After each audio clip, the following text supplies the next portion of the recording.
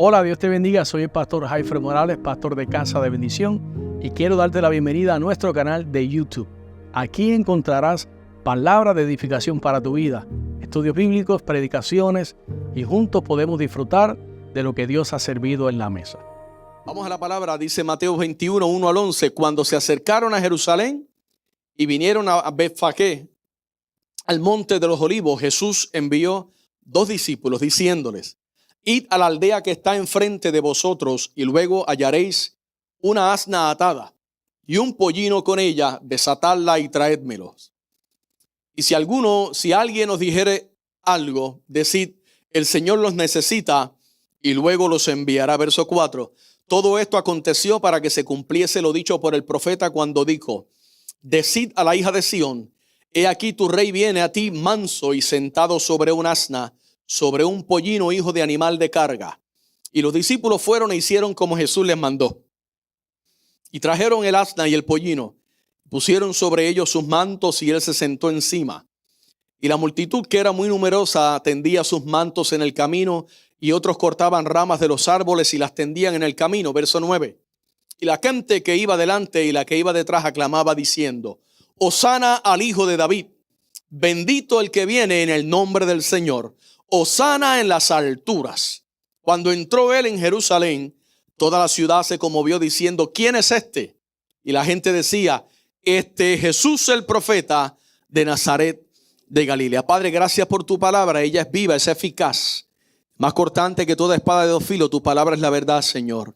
Te pido que en esta hora, Dios, a medida que hablo al oído del pueblo, tu espíritu hable al corazón, Señor.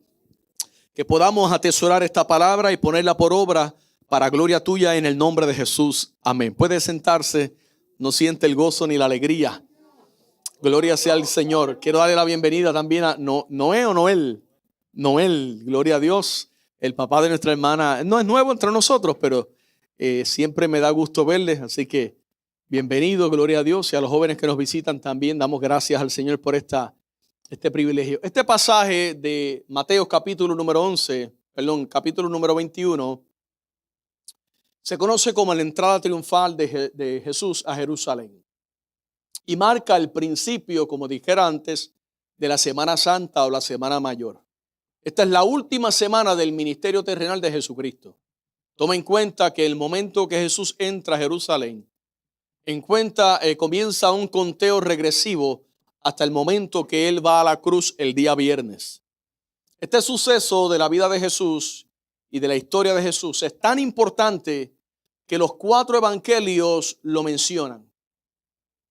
Y la historia presenta a Jesús cumpliendo una profecía que se había dado cientos de años, siglos antes de que esto sucediera. Dice la profecía que él entraría a Jerusalén montado sobre un pollino, pero que a pesar de la sencillez de esa entrada tenía una connotación de un triunfo y una victoria contundente. El libro de Zacarías, capítulo 9, verso 9, el profeta, siglos antes, había profetizado lo siguiente: alégrate mucho, hija de Sión, da voces de júbilo, hija de Jerusalén. He aquí, tu rey vendrá a ti, justo y salvador, humilde y cabalgando sobre un asno, sobre un pollino, hijo de asna. Quiere decir que, curiosamente, amado, esto ocurrió 5 días antes de la muerte de Jesús. Aquella profecía que se había esperado por siglos se vino a cumplir 5 días antes de la muerte de Jesucristo. Jesús el día anterior había estado en una ciudad llamada Betania. Betania estaba, digamos, en la cima de lo que es el monte de los olivos, donde allí pues se le había ofrecido una cena y María, la hermana de Lázaro, le había ungido los pies. Juan lo explica en el capítulo 12, verso número 3 del Evangelio de Juan. Dice: entonces María tomó una libra de perfume de nardo puro de mucho precio y ungió los pies de Jesús y los enjugó con sus cabellos, y la casa se llenó del olor fragante del perfume. Ese Jesús que María ungió era el mismo Jesús que caminaba por los caminos de Palestina, de Jerusalén, sencillo, en sandalias, ensuciando sus pies, mostrando sus pies polvorientos, mugrientos, sucios. Y con esto lo que vemos es la sencillez, hermano, y la humildad de Jesús, quien aún a la hora de su entrada triunfal lo hizo montado sobre un pollino y lo hizo para ir a sufrir y para ir a la muerte. Es decir, la entrada triunfal de Jesús lo que anunciaba era su muerte. Ahora, es importante resaltar que Jesús fue una persona que, a diferencia de muchos de su época y a diferencia de algunos de nosotros, vivió una vida abnegada y lejos de los lujos y de las comodidades. Es decir, Jesús se mantuvo siempre enfocado en el ministerio que el Padre le había dado, la razón por la cual él venía a este mundo, a nacer en este mundo, a hacer milagros, prodigios, maravillas en este mundo y más tarde a ir a la cruz en este mundo para salvar a la humanidad. Jesús nunca se desvió de su objetivo. Ahora, hoy analizaremos algunos detalles precisamente de este evento. Le invito a que mantenga su Biblia abierta conmigo en el libro de Marcos, capítulo número 11. Lo primero que vemos es que la entrada triunfal de Jesús fue una entrada humilde y sencilla. Diga conmigo, humilde y sencillo. ¿Recuerdan cuando Jesús decía frases como esta? Aprendan de mí que soy manso y humilde de corazón. Quiere decir que Jesús era una persona que predicaba la humildad y la sencillez. Y en el momento más contundente donde inicia el final de su ministerio terrenal, que lo llevaría era a una cruz a morir y a derramar su sangre allí, desde ese momento todavía Jesús caminaba en humildad y en sencillez. Él no entró en un caballo, él entró en un burrito. Y la preparación para ese momento fue algo que tomó inclusive a sus propios discípulos de sorpresa. No hubo previo aviso. Había una profecía, pero nadie sabía cuándo se iba a cumplir. No hubo mucha pompa, no hubo mucha preparación, no hubo un RSVP message. Jesús simplemente caminaba como de costumbre y cuando llega a un lugar, dice el capítulo 11, verso 2 de Marcos, le dijo, vayan a la aldea que está enfrente de ustedes y luego que entren allí hallarán un pollino atado y dice, el cual ningún hombre ha montado, desátenlo y tráiganmelo. Simplemente Jesús dio sus instrucciones. Los detalles maravillosos que yo veo en todo esto, hermano, es que este suceso demuestra muy claramente que Jesús era una persona que tenía su corazón puesto en la gloria de arriba y no las cosas de esta tierra. Jesús era una persona que vivía para agradar al Padre y sabía cuál era su misión en esta tierra. Él pudo haber elegido una forma más despampanante, una forma más glamorosa. Él pudo haber decidido que su entrada fuera de una manera donde las trompetas sonaran y los pueblos enteros se volcaran a recibir la entrada triunfal de aquel rey, pero no lo hizo así. Jesús eligió la sencillez y la humildad. ¿Usted me está entendiendo, hermanos? Esto es importante porque esto debe de bajarnos a nosotros los humos. Muchas veces, cuando estamos sirviendo al Señor y tenemos el más mínimo privilegio, debemos siempre recordar si Jesús hasta el momento en que Él va a ir a terminar su misión para darme vida eterna, decidió, escogió sufrir con los pobres, vivir sencillo, nosotros debemos hacer lo mismo. Amén. Mire, hermano, es sencillamente, Él fue y se paró frente a esta ciudad que se conocía como Betfagé. Y eso estaba por el lado oriental del Monte de los Olivos. ¿Por qué es importante esto? Porque esa ciudad estaba del lado de acá del monte, lo cual me dice a mí que Jesús todavía no podía ver a Jerusalén. Él se está preparando del lado de acá del monte, donde la gente no lo vea. ¿Me hago entender? Donde no haya muchas cámaras ni muchas redes sociales. Jesús está en el anonimato con sus propios discípulos diciéndole van a ir y van a buscar un pollino sobre el cual ningún hombre jamás ha ni siquiera montado. Él está de este lado. Y un dato curioso es que Jesús les pidió a sus discípulos que le trajeran esa asna que se encontraba atada junto a un pollino, es decir, a su cría, a su bebé. Ahora, Marcos y Lucas, los evangelistas, revelan que Jesús montó sobre el pollino y que el asna iba delante del pollino. ¿Por qué? Bueno, probablemente porque el burrito iba a caminar en pos de su madre. Es decir, el pollino iba a seguir las pisadas de aquella que era su mamá. Ahora, muchos se han preguntado, ¿por qué un burrito y no un caballo?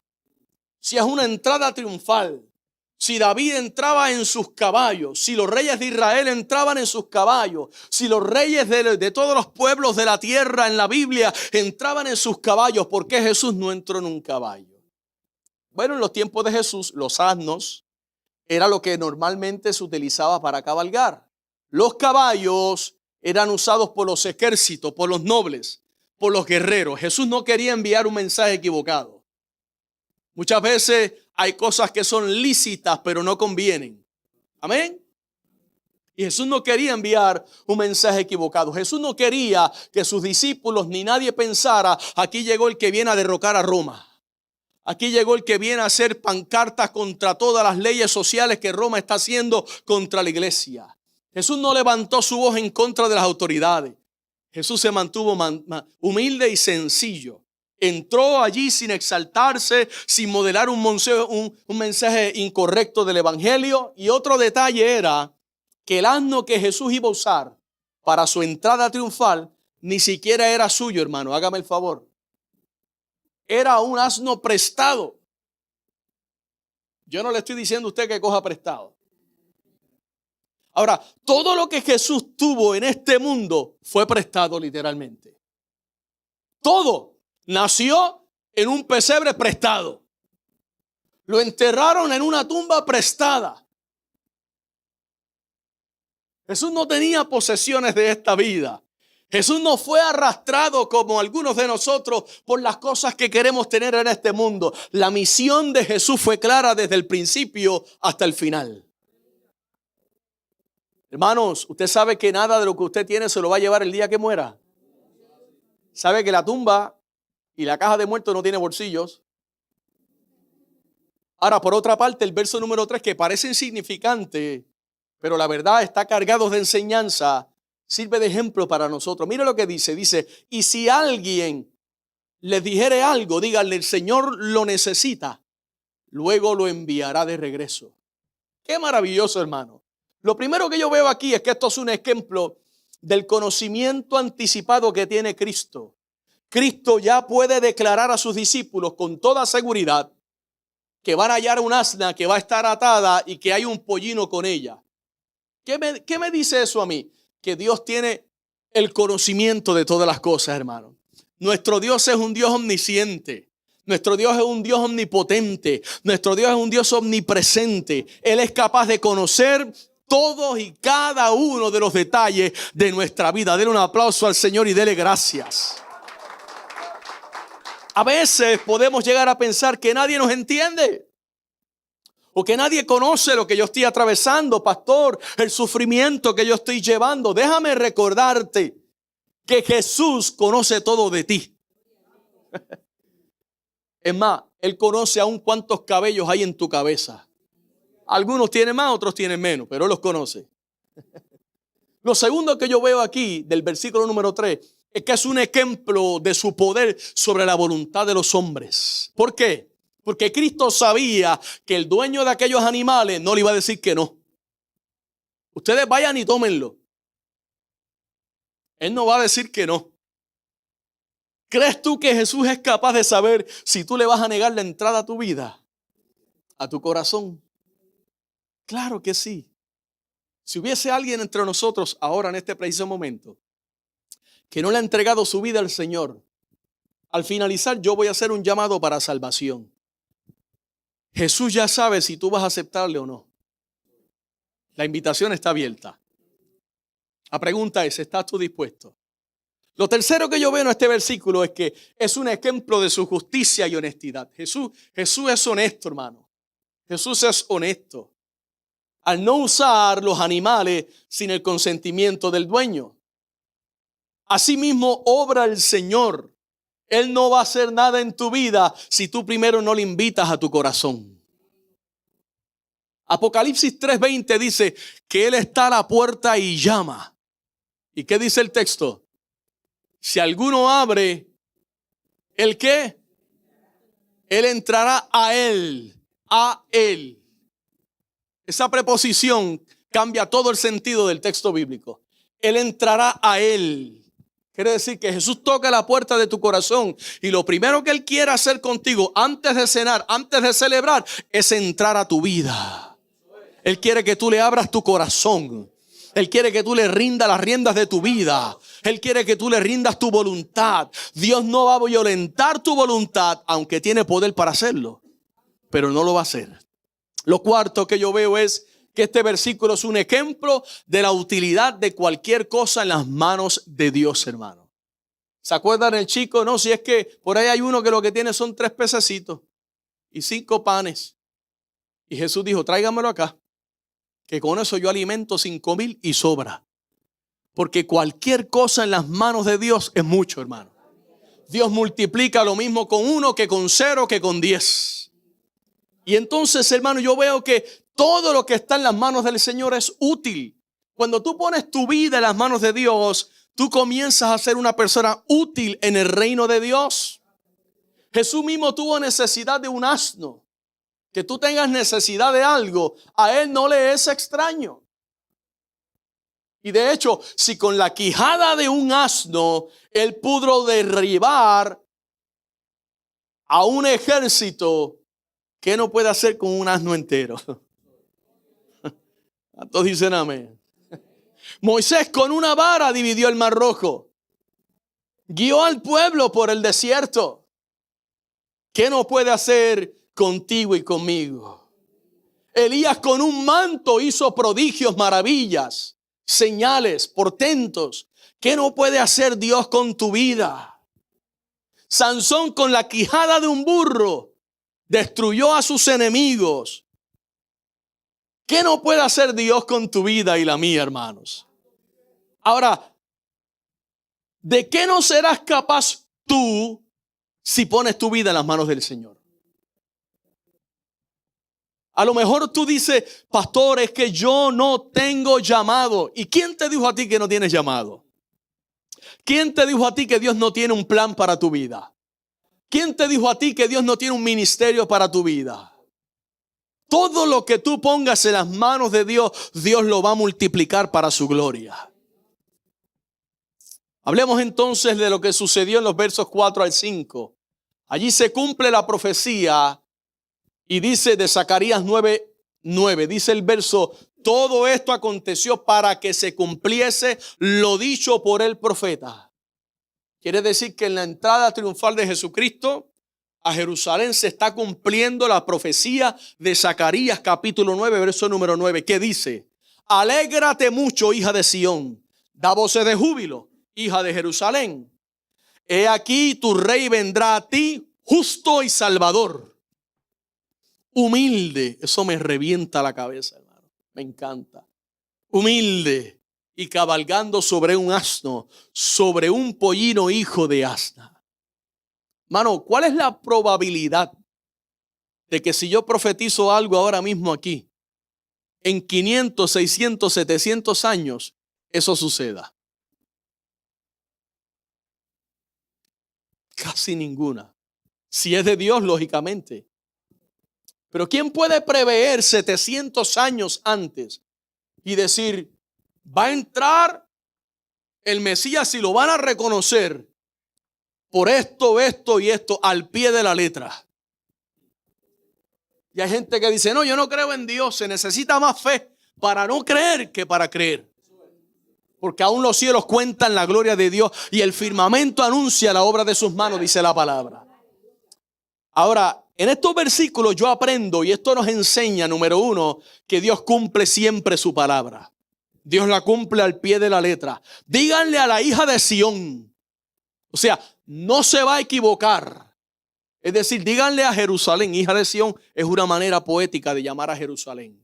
Como Jesurún y otros términos poéticos que se utilizan en el Antiguo Testamento. Ahora, los profetas anunciaron la llegada de un gran rey. La gente lo esperaba. Cuando usted ve el capítulo 11 del Evangelio de Juan, Jesús habla diciendo que Él es el buen pastor. Y Jesús en ese momento le reclama a los judíos que no creen en Él. Le dice, hubieron unos antes de mí que fueron salteadores, que fueron ladrones. Pero yo no. Él dice, yo soy la puerta del redil, yo soy el buen pastor. El que entra por mí será salvo. Entonces el anuncio, la profecía decía, va a venir, aquí viene tu rey. Y la diferencia estriba, amado, de que cuando Cristo regrese por segunda vez, ya no regresa en un pollino, ya no regresa en un burrito, ya no regresa simplemente allí humilde, cabizbajo, sin abrir su boca. No. La Biblia dice que cuando Él regrese por segunda vez, ahora en ese momento, amado, Cristo desciende en gloria con todo poder y autoridad, aleluya. Y ahora regresa como un juez. Ya no es el siervo sufriente, ahora es el juez justo que viene a hacer juicio sobre la tierra. Entonces, hermanos, la diferencia estriba en que cuando Cristo regrese por segunda vez, ya no vendrá en ese burrito, vendrá como todo un rey. He aquí tu rey viene a ti, dice la profecía. Es un anuncio que se hace a los súbditos del reino para que se preparen para recibir a su rey. ¿Me hago entender, iglesia? La iglesia tiene que vivir esperando que Cristo regresa por segunda vez. Y dice la Biblia en el libro de Apocalipsis que el Espíritu y la iglesia dicen, ven, ven Señor Jesús. Maranata, Cristo viene pronto, aleluya. Ahora la pregunta es, ¿cuántos estamos preparados? Lo segundo que yo veo aquí, amado, es cómo se describe la llegada. Fíjese que dice, apacible y sentado sobre un asno. Eso me habla a mí de un ambiente de paz. Jesús no hace mucho escándalo, no es como nosotros pentecostales. De hecho, en ningún momento de la Biblia usted ve a Jesús, a veces yo el pastor que salgo por ahí, que eso no existe en la Biblia. Jesús estaba calmado. Entró en su burrito lentamente. Ahí va Jesús, paso a paso, con mansedumbre, entrando allí, mostrando con toda claridad, dando a entender que Él no venía a proclamar el día de la venganza de Jehová, no todavía. Él venía proclamando el año de la buena voluntad de Jehová. 61:2 del libro de Isaías lo profetiza, también dice a proclamar el año de la buena voluntad de Jehová. Y este versículo de 61:2 de Isaías contrasta con lo que dice Apocalipsis 19:11, donde dice que Jesús viene montado en un caballo, ya no en un burrito. Es decir, el caballo habla de que Él viene en son de guerra. Ya no es el siervo sufriente, ya no es el que enmudeció. Ahora viene el juez justo sobre la tierra, que dice la Biblia que juzgará a los pueblos con equidad. Qué maravilloso, hermano. En un caballo blanco, símbolo de victoria. El caballo blanco es símbolo de victoria. Y lo más grande, ¿sabe qué dice Apocalipsis? Que nosotros los santos descendemos con Él también. Aleluya. En ese momento, cuando Cristo regrese, no está hablando de rapto, la segunda venida, la iglesia regresa con Cristo también. Así que si usted no sabe correr el caballo, allí va a correr el caballo. Vamos para abajo con Cristo, aleluya, que esto está bueno. Bendito sea el nombre del Señor, aleluya. Gloria a Dios, aleluya. Pero a diferencia del caballo, el asno es un animal de servicio. Es un animal de carga. ¿Qué podemos aprender allí, amado? ¿A qué vino Jesús a la tierra? A servir. A servir. Mateo 20:28 dice que Él vino a servir y vino a cargar con nuestras dolencias. Mateo 8:17, amado. Entonces el asno es un animal de movimientos lentos. El asno no corre como el caballo. Jesús quería entrar despacio. Yo me lo imagino a los muchachos, tranquilo, no hay prisa, cálmate. No, pero tranquilo. Despacito en su burrito. Allí iba Jesús Allí iba Jesús. No para que la gente le aplaudiera, sino para atender al pobre, a la gente, al que estaba ahí posiblemente hambriento, sediento, de alguna manera demostrarle amor, cariño, atención al pobre, al débil, al tímido. Ahí estaba Jesús, hermano.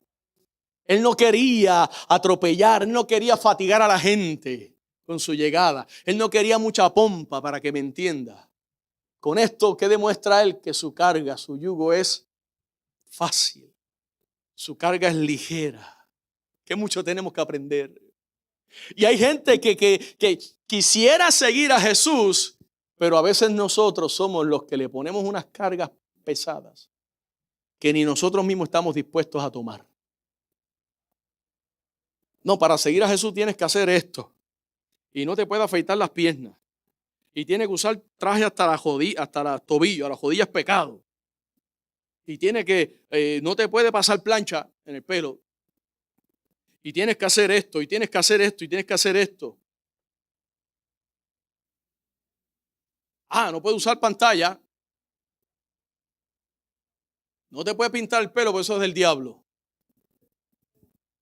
Y le ponemos una carga. Y después de último le dice, ¿quieres a Jesús? No, pues ¿qué voy a querer? Si ya lo que me ha dado un bagaje ahí que yo no puedo con él. Jesús no es así. Jesús no es así, nosotros sí. Termino, porque el que predica corto lo invitan 2 veces. Punto número 3. ¿Sabes que Jesús va contigo al paso que tú puedas andar? Así es el Señor contigo. Ahora, ¿qué podemos aprender de los detalles de aquella gran caravana de gente que seguía a Jesús? Aquí hay tantas cosas que podemos aprender, hermano. Hasta de lo más insignificante, hasta del equipaje que ellos llevaban. Cuando yo veo el texto, Mateo 21, 6 al 7 dice, y los discípulos fueron e hicieron como Jesús les mandó. ¿Se acuerdan? Vete, desata el pollino, tráemelo. Y le trajeron el asna y el pollino. Y dice el texto, miren los detalles. Y pusieron sobre ellos sus mantos. Y él se sentó encima. Ajá. Primero dice que los discípulos fueron y hicieron tal como Jesús les mandó. Es que cuando el Señor nos pide algo, amado, nosotros no tenemos que estar discutiendo con Dios. Nosotros tenemos que obedecer a Dios. Yo recuerdo en una ocasión, yo quise ayudar a una familia en necesidad. Podía, era familia. Estamos hablando de una situación crítica donde iban a quedar en la calle. Y Dios me dijo, no lo vas a hacer. Ahora eso no hace sentido. ¿Qué tú quieres? ¿Que tiren esa gente a la calle? Y yo teniendo el dinero para poder ayudarlo. ¿Qué clase de Dios eres tú? Pero yo no hice eso. En aquel momento fui donde mi discipulador, Aurelio Lugo, y le dije, mira, me pasó esto. Y el Señor me dijo que no los ayude. Y me dijo, haz lo que el Señor te dijo. No pasaron unos días, no llegó una semana. Cuando de noche escucho en la puerta de mi casa donde yo vivía, allí estaba la familia en la calle, sin casa, con las maletas y con los hijos pequeños. No hace sentido, ¿verdad que no? No me reclamaron. Yo le dije, yo quise ayudarlos, pero Dios me dijo que no.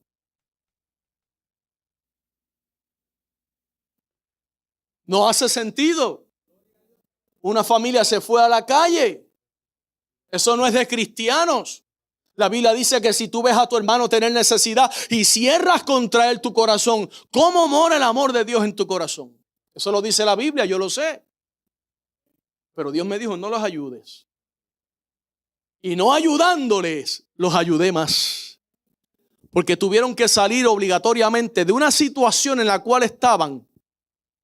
Tuvieron que movilizarse a otra ciudad y comenzar de nuevo para poder estar juntos como familia. Porque usted sabe que aquí servicios sociales te quita a los muchachos, ¿no? Me hago entender, ¿no? Entonces hizo sentido. Después pudimos vivir juntos, por años vivimos juntos. Amado, lo que Jesús te pide hacer, hazlo. búscate el pollino. ¿A qué hora? ¿A qué hora, Señor? Yo voy a buscar el pollino. Y esta gente, lo primero que dice el texto es, los discípulos fueron e hicieron tal como Jesús les mandó. Eso parece no tener importancia. Ahí estriba todo. Porque si los discípulos no buscan el pollino, la profecía no se cumple. Y dice, la segunda parte dice, trajeron el asna y trajeron el pollino. Es decir, es maravilloso, hermanos, cómo los discípulos se encargan de los detalles del asunto. Cómo ellos, al no haber una silla para montar el burrito, no hay problema. Aquí están mis mantos y los ponen encima del burrito. Ahí, Señor, para que te montes ahí. La pregunta es, amado, ¿dónde está tu manto? ¿Qué estás haciendo con tu manto? ¿Lo has puesto al servicio del Señor? ¿Le has dicho, Señor, aquí está mi manto? ¿Qué has hecho con tus estudios? ¿Qué has hecho con tu título? ¿Qué has hecho con tu ministerio? ¿Lo estás usando para el reino, para edificar el reino de Dios? ¿Qué has hecho con tus talentos y capacidades? ¿Las estás usando para edificar el reino de Dios? Los discípulos en ese momento, amado, ellos no le negaron nada al Señor, y me llama la atención porque lo que yo veo ahí es que Jesús no es tan meticuloso como nosotros a veces. Mira, ¿cuándo vas a hacer esto? No, es que estoy preparándome porque a Dios lo mejor se te pasaron los años, brother. A Dios lo peor, porque ya lo mejor tuyo hasta las fuerzas se te fueron. No, es que el Señor sabe que en el momento, en el tiempo de Dios, no. Lo que Jesús te pida hacer, hazlo. La Biblia dice, lo que te venga a la mano a hacer, hazlo. Ya está, Señor. A mí me han pedido hacer esto. Yo no creo que yo puedo, pero lo voy a hacer en el nombre de Jesús. Jesús, no, amado. No es necesario ser tan meticuloso ni tan esmerado en nuestra apariencia externa por sobre todas las cosas, sino que el Señor prefiere la sinceridad y el afecto por encima del formalismo y la ostentación. Muchas veces podemos enfrascarnos tanto en querer darle a Dios lo mejor que estamos dándole lo que Él no nos está pidiendo. Lo que Él no nos está pidiendo. ¿Sabe lo que Dios te pide? Tu tiempo. Él te pide tu oración. Él te pide tu alabanza. Él te pide tus talentos. Ese es tu manto. ¿Qué estás haciendo con Él? Y los discípulos lo que hicieron fue que equiparon a Jesús con lo mejor que tenían. ¿Le estás dando tú lo mejor a Jesús? A ellos no les importó. Que no, mira, que dale el de Felipe porque es que se me ensucia, muchacho. La negra me planchó ese manto. Si yo lo pongo ahí se me estruja. Y el mío que es blanco, ni el cloro lo limpia. No. Pongan los de ustedes ahí. Con 10 es suficiente. ¿Para qué tanto manto? ¿Te imaginas? A ellos no les importó que sus mantos se arrugaran o se estropearan. Cuando sabían que el Señor lo necesitaba, dijeron, aquí está. Si todo de lo recibido de tu mano te doy. Así que no debemos pensar nunca, hermanos, que nuestros mantos, póngale nombre, sea demasiado valioso como para dárselo al Señor. No, yo no puedo. Porque eso yo lo estudié o yo me preparé para esto. Pongamos todos nuestros recursos a la disposición del Señor, hermano. Lo segundo, para irnos sobre el final, ¿qué podemos aprender de ese montón de gente, el séquito, vamos a llamarle? ¿Qué aprendemos de ellos? Verso número 8 y 9 dice, la multitud, que era muy numerosa, tendía sus mantos en el camino, y otros cortaban ramas de los árboles y le tendían en el camino. Y dice, la gente que iba delante y la que iba detrás clamaban diciendo, Hosana al Hijo de David. Bendito el que viene en el nombre del Señor. Hosana en las alturas. Una vez más vemos que en el Señor no hubo nada de pompa ni glamour. No salieron a recibirle las autoridades. No salió el alcalde a entregarle la llave al superpastor, apóstol, apostolito y apostolado. No. Aquí ensanchando el reino con el alcalde que me dio la llave. ¿Y qué le importa si el alcalde te dio la llave? ¿A quién le importa? Te puede quedar con el alcalde y la llave y estrujártela en el pecho. Lo único que a Dios le importa es que tu vida esté haciendo aquello para lo cual Él te la dio. Que estés contando cada segundo, cada minuto, cada momento, diciendo, Señor, me voy a gastar para ti, haciendo tu voluntad. Aleluya. Entonces, a Jesús no le importa mucho el clamor, hermano. De hecho, no salieron, como dije, a recibirle las autoridades, ni los ricos y famosos, ni las cámaras de televisión, ni las redes sociales. Pero sí dice que la multitud era muy numerosa, pero era el pueblo sencillo, el vulgo, como se le llamaba en aquellos tiempos, despectivamente, a la gente común, a los que no tenían mucha letra. Esos fueron los que salieron. Lo mismo sucede hoy día, iglesia.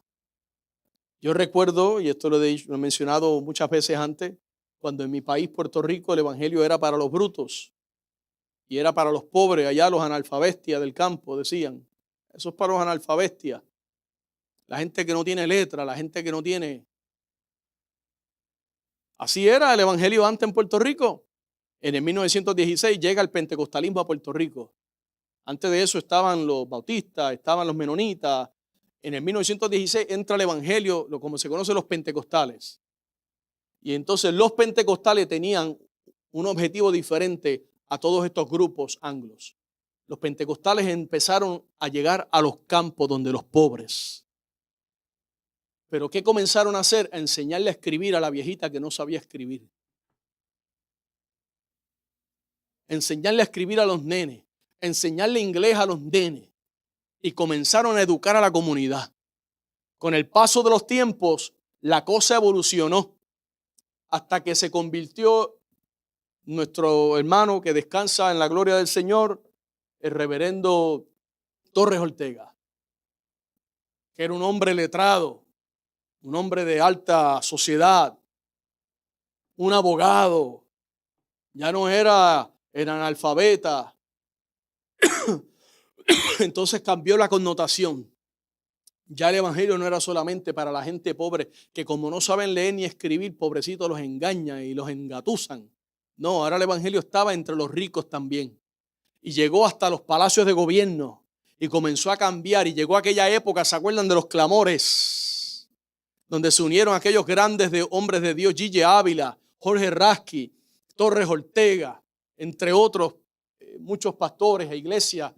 Y comenzó el evangelio ahora a salir desde las escalinatas del Capitolio a todo Puerto Rico, por toda la televisión, no como hoy día que van 40, en aquellos tiempos eran miles y miles, se cerraba el casco de San Juan completo. Nadie entraba, nadie salía del casco. Era simplemente un mover de Dios, un tiempo de avivamiento maravilloso. Hermanos, ¿sabía usted que el Señor recibe mayor honor de unos pocos que le siguen con un corazón humilde que de una multitud que dicen ser y no son? ¿Sabía usted? Porque Jesús estima el valor de las personas por lo que valen sus almas, no por lo que valen sus cargos ni sus títulos.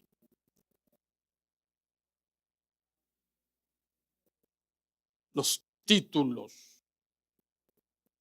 Yo soy el reverenciado pastor.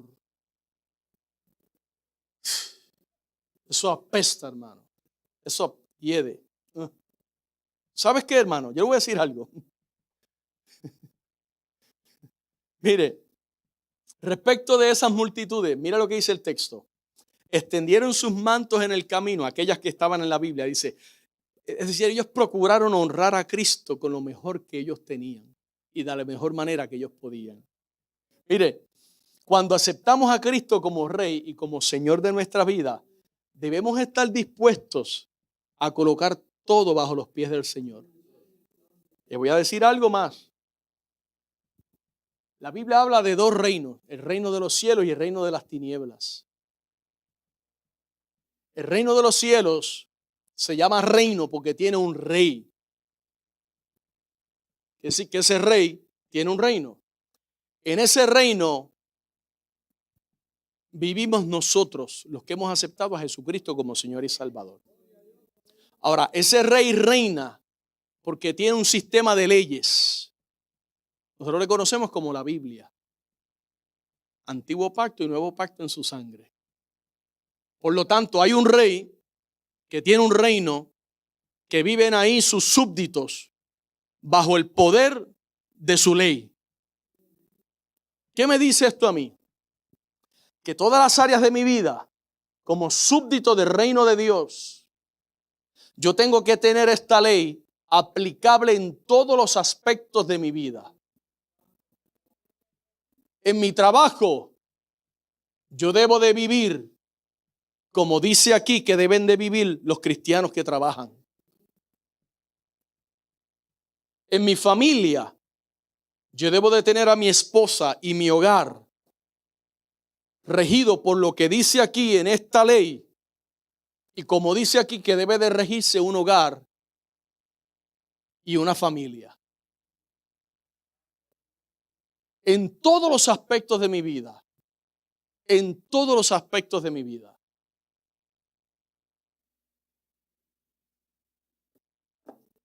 Aquella gente le decían, Hosana al hijo de David. Pero la ley de Dios no estaba en sus corazones. ¿Cómo yo lo sé? Porque no pasó mucho tiempo. 5 días más tarde le decían, crucifíquenle. Crucifíquenle. La ambivalencia de un corazón que no tiene la ley de Dios. Nosotros no podemos decir que somos hijos del rey y que vivimos en el reino de Dios si no nos acatamos a las leyes de Dios. Nosotros tenemos que estar dispuestos a colocar todas las áreas de nuestra vida a los pies del Señor. Que en todos los aspectos de manera integral Cristo esté entrelazado en mi finanza, en mi trato a mi esposa, en mi trato a mis hijos, en mi sacerdocio en el hogar, en mi trabajo, en mis negocios, en todo lo que yo haga, Cristo tiene que estar presente. Ahora, mire esto. Continúa diciendo el texto, vuelvo al texto, que cortaban ramas de los árboles y las ponían en el camino. Esto era una costumbre que se solía hacer en la fiesta de los tabernáculos para los judíos. Y era una señal de gozo, una señal de libertad, de victoria.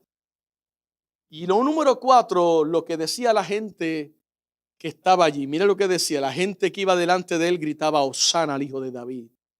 La palabra hebrea Hosana significa salva ahora. Salva ahora. Oh Jehová, sálvanos ahora, te ruego. Ese era el clamor de la gente. Están diciendo al que va sentado en un pollino, sálvanos ahora. Te ruego, oh Jehová, que nos hagas prosperar ahora, dice el texto. Y al gritar Hosana significa que la gente estaba aceptando que Jesús era el Mesías. Por eso gritaban, bendito el que viene en el nombre de Jehová. Ahora, lo otro que significa es la aceptación de la gente era que ellos deseaban que su reino fuese victorioso y de salvación para ellos. Sálvanos, sálvanos. La gente lo expresaba con el Hosana, salva ahora. Ahora, ¿cuántos aquí en esta ocasión han creído que Jesús es el Mesías?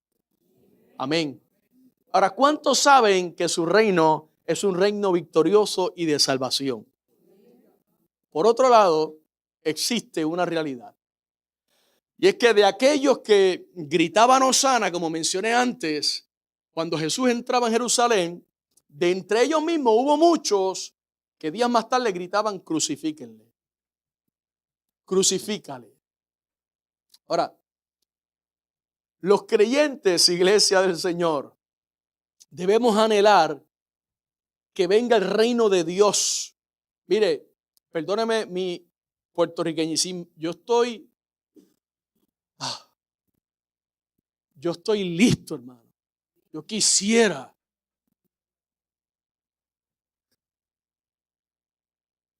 que el cumplimiento de los tiempos fuese ahora mismo, aquí. ¡Pah! El micrófono para el piso y me voy con él. Quisiera anhelar, lo anhelo en mi corazón ahora y Él lo sabe. Que ahora mismo viniera el Señor.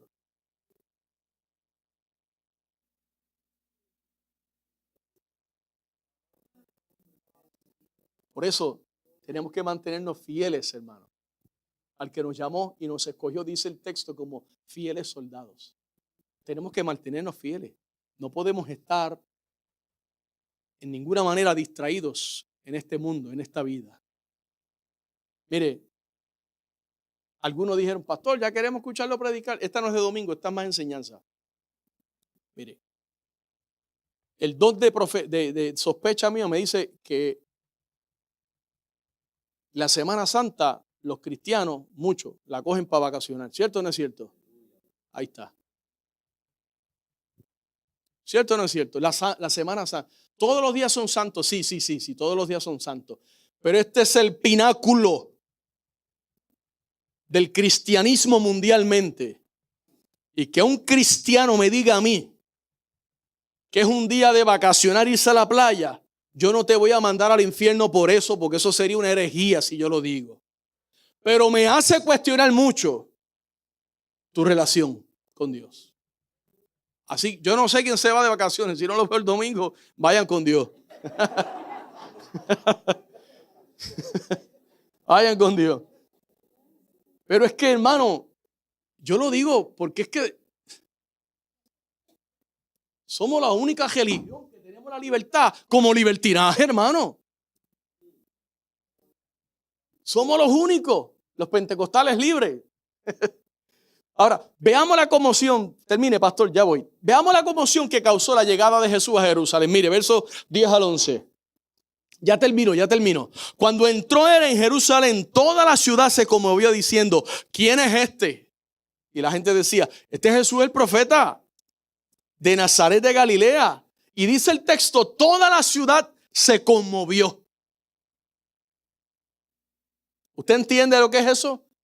Que todo Kissimmee se conmueva, se paralicen los carros, nadie pueda subir por la Fortune, nadie pueda bajar, nadie pueda salir del driveway, los bomberos, los paramédicos, los helicópteros, una conmoción, se paralizó, no puedo llegar a casa, no puedo recoger mi niño en la escuela, una conmoción social. En aquel que no quería llamar mucho la atención en su burrito. Con calma. Mire esto. Pastor, que usted le busca 5 patas al gato. Mire. Su llegada no pasó desapercibida, obviamente, para nadie. Unos se alegraron, otros se admiraban, otros se llenaban de envidia e indignación. Lo mismo sigue sucediendo hoy día, ¿sabe? Ahora, hermano, iglesia, cuando la gente visita nuestros templos, se supone que la presencia del Señor cause conmoción en ellos. No las luces, no la música. Nosotros. La presencia de Dios en nosotros. Que al llegar sientan a Dios en nuestros medios. Que cambie la tristeza y se convierta en alegría. Que cambie el lamento y se convierta en danza. Una conmoción espiritual. Que lo imposible se haga posible y la tristeza se convierta en gozo. Pero si nosotros venimos aquí con cara de tristeza, bautizados en limón, como que me deben y no me pagan,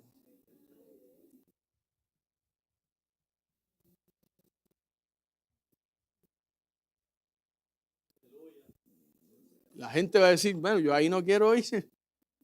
El pastor gritó en regañón y los hermanos con esas caras. Termino. Los ciudadanos de aquel lugar de Jerusalén decían, ¿quién es este? Al parecer estaban en completa ignorancia acerca de Cristo. Y es triste, lo digo, que en los lugares donde más brilla la luz y más alto se profesa el nombre de Cristo haya tanta ignorancia acerca de su persona como en los Estados Unidos. Usted sabe que de 380 millones aproximadamente que habemos aquí, más de 50 millones son inmigrantes con religiones diferentes a las nuestras? ¿Usted lo sabía? Bueno, ahora lo sabe. La gente le contestaba, los que sabían un poquito, este es Jesús, ese es el profeta de Nazaret de Galilea. Eso era lo que sabían, eso es lo que contestaban. La pregunta es, ¿y tú? ¿Qué dirás cuando mañana regreses a tu trabajo y te pregunten, oye, ¿qué es eso de la Semana Santa? ¿Qué es eso? Y yo creo que tú eres así bien religioso. ¿Qué es lo que hacen? ¿Qué hacen en tu iglesia? ¿Qué se trata de eso? ¿Qué tú le vas a decir? ¿Quién es Jesús para ti? Concluyo. Aquí dice conclusión, mírala ahí, conclusión. Primero que nada, Jesús hizo su entrada en Jerusalén. Ahí que se supone que el grupo entra. Pero ¿qué sucede? Jesús ya no va a entrar a Jerusalén, aunque dice la Biblia en el libro de Hechos, capítulo 1, verso número 7 al 9. Verso 5 al 9. Que unos ángeles se le aparecieron a los discípulos cuando Jesús fue llevado arriba al cielo. Y le dijeron, ¿y ustedes qué hacen mirando para arriba? Si ese es Jesús que ustedes ven ahora mismo subir en las nubes, así mismo lo van a ver descender. Y dice la profecía que Jesús va a descender y va a poner sus pies en el monte de los olivos. Y dice la palabra que cuando Jesús ponga sus pies en el monte de los olivos, el monte de los olivos se va a hender por medio. ¡Ra! Se va a partir. ¡Ja!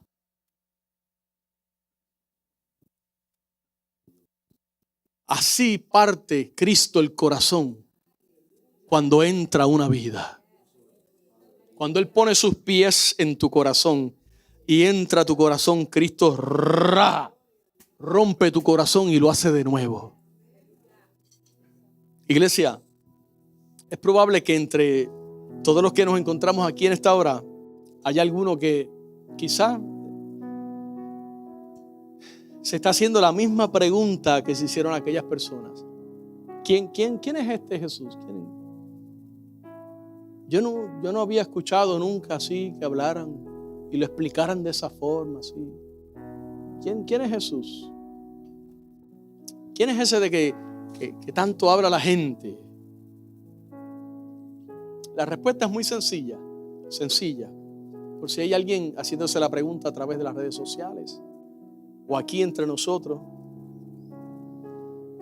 Él es Jesús, el Hijo de Dios, el Salvador. Abre tu corazón y déjale entrar. Él quiere entrar a tu corazón. John Newton, aquel hombre que fue muy malo, él fue trader, traficante de esclavos, hombre muy malo, tuvo un encuentro con Jesús y después que tuvo un encuentro con Jesús escribió ese famoso himno que lleva por nombre o por título Amazing Grace, sublime gracia. John Newton acuñó unas palabras, una frase, y él dijo lo siguiente: yo recuerdo dos cosas, decía él, yo recuerdo dos cosas. Primero, que soy un gran pecador, y segundo, que Cristo es un gran Salvador. Que nos ayude Dios. Yo soy un gran pecador y Cristo es un gran Salvador. Ese gran Salvador quiere entrar a tu corazón. Mañana estaremos predicando otro mensaje. De hecho, estaremos tomando la Santa Cena. Es el jueves, pero jueves no tenemos servicio. Y el viernes estaremos predicando el mensaje de la cruz, la locura de la cruz. El domingo estaremos predicando de la resurrección. Son 4 mensajes, tú no te quieres perder ninguno. Esta era simplemente la introducción. Pero tú no tienes que esperar a mañana para abrirle tu corazón a Jesús. Así como entró por Jerusalén montado en un pollino, así quiere entrar Él a tu corazón Solamente tienes que decirle: Jesús, entra a mi vida, entra a mi corazón. Hola, sé que esta palabra ha sido de grande bendición para tu vida y quiero invitarte a que nos visites presencial a nuestras facilidades. Estamos ubicados en el 2525 de la Fortune Road en Kissimmee, Florida, 34744. O puedes comunicarte llamando al 407-483-7845. Bendiciones.